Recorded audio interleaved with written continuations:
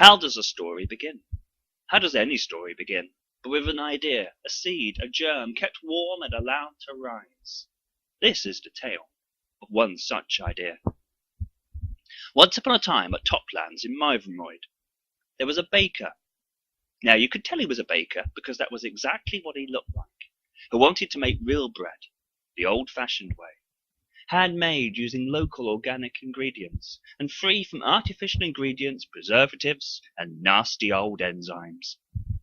He sifted and kneaded and sifted with all his heart and all his soul, and watched the bread rise in the warmth of the kitchen and brown in the heat of the oven until a loaf of bread, a perfect loaf of bread, was made.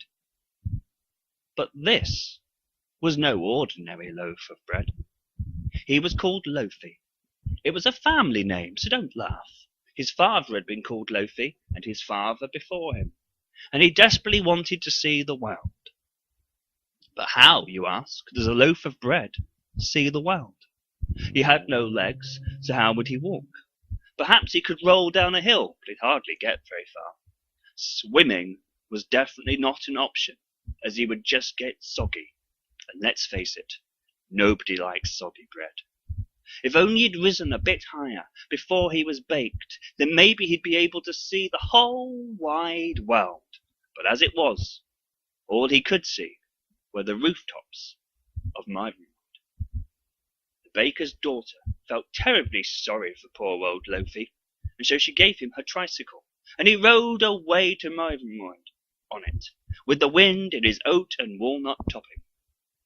As he was riding along the towpath, a hissing goose was attracted by the mouth-watering smell of cooked bread, and began to waddle after him, saying, "Oh, Loafie, you smell good enough to eat.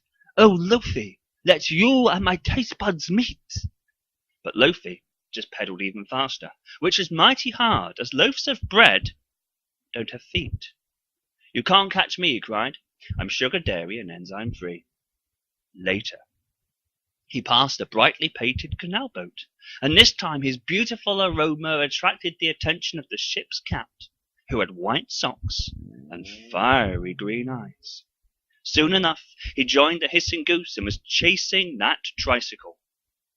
"Oh, Loafie, you smell good enough to eat. Oh, Loafie, let you and my taste buds meet."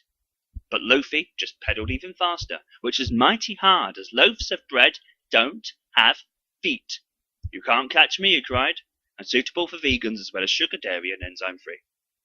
The brass band were rehearsing when Loafie, hissing goosey, and the ship's cat all shot past, and soon the band were all on their feet and following poor old Loafie toots sweet. "Oh, Loafie, you smell good enough to eat. Oh, Loafie, let you and our taste buds meet." It was the only tune they knew.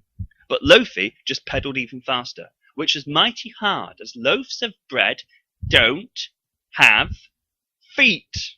"You can't catch me," he cried. "I'm slowly fermented, locally sourced, organic, suitable for vegans as well as sugar, dairy, and enzyme free."